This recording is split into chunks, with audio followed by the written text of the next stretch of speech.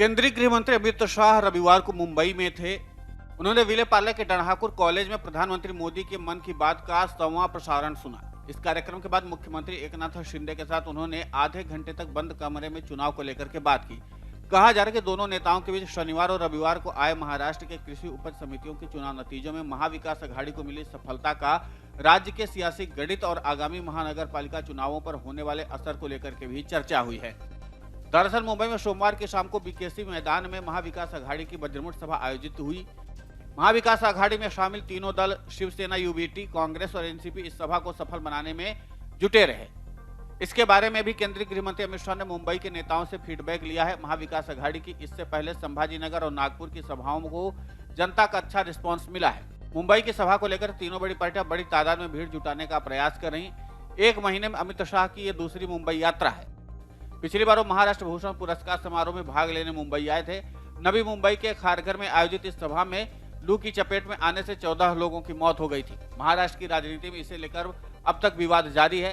शाह की रविवार की मुंबई यात्रा को लेकर के शिवसेना, यूबीटी के सांसद संजय राउत ने टिप्पणी की है। उन्होंने कहा कि लगता है शाह महाविकास अघाड़ी की सभा का जायजा लेने मुंबई आए हैं। राज्य में एनसीपी नेता अजित पवार के बीजेपी के साथ जाने और मुख्यमंत्री बदलने की चर्चाओं के बीच ये भी खबर है कि रविवार को अमित शाह से बंद कमरे में आधे घंटे तक चर्चा करने के बाद मुख्यमंत्री एकनाथ शिंदे सोमवार को एनसीपी प्रमुख शरद पवार से भी मुलाकात कर सकते हैं। हालांकि अभी तक मुलाकात हुई नहीं है। शिंदे सरकार में उद्योग मंत्री उदय सामंत ने ये जानकारी दी है। हालांकि उदय सामंत का कहना है कि मुख्यमंत्री एकनाथ शिंदे कोकड़ में चल रहे बारसूर रिफाइनरी विवाद के सिलसिले में शरद पवार से मिलेंगे।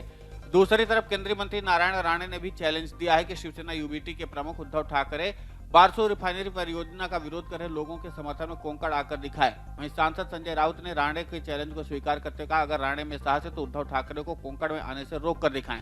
हालांकि अमित शाह के दौरे को लेकर सियासी घमासान मचने के पीछे कई और वजह हैं, जिनमें से प्रमुख रूप से रायगढ़ का महाराष्ट्र भूषण समारोह का मामला है, जिसमें हीट वेव की वजह से 15 लोगों की मौत हो गई थी। इस मामले में महाराष्ट्र बीजेपी नेताओं समेत सरकार की जमकर किरकिरी हुई थी। विपक्ष ने सरकार पर सदोष मुकदमा चलाने की मांग की थी। इसके अलावा यह चर्चा शुरू है कि एकनाथ शिंदे बतौर मुख्यमंत्री अब कुछ ही दिनों के मेहमान हैं। जल्द ही उनकी विदाई हो जाएगी।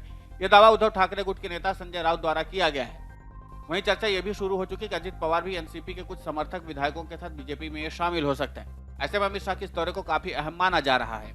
महाराष्ट्र के मुख्यमंत्री एकनाथ शिंदे को लेकर महाविकास अघाड़ी के नेताओं द्वारा इस तरह के कयास लगाए जा रहे हैं। राउत से लेकर छगन भुजबल, नाना पटोले को लेकर भविष्यवाणियां कर रहे हैं। बहरहाल सब कुछ सुप्रीम कोर्ट के फैसले पर निर्भर करेगा कि कौन रहेगा और कौन जाएगा। लेकिन फिलहाल जिस तरीके से कयास और अटकलों का दौर शुरू हो चुका है, इन सब के बीच में इस तरीके से अमित शाह का दौरा, जिस तरीके से गुप्त बैठकें हुई हैं, उसकी कहानी कुछ और ही निकलकर महाराष्ट्र की राजनीति में आ रही। देखना दिलचस्प होगा कि इन बैठकों के मायने आगे क्या निकलकर सामने आते हैं। वीडियो डेस्क अमर उजाला.com।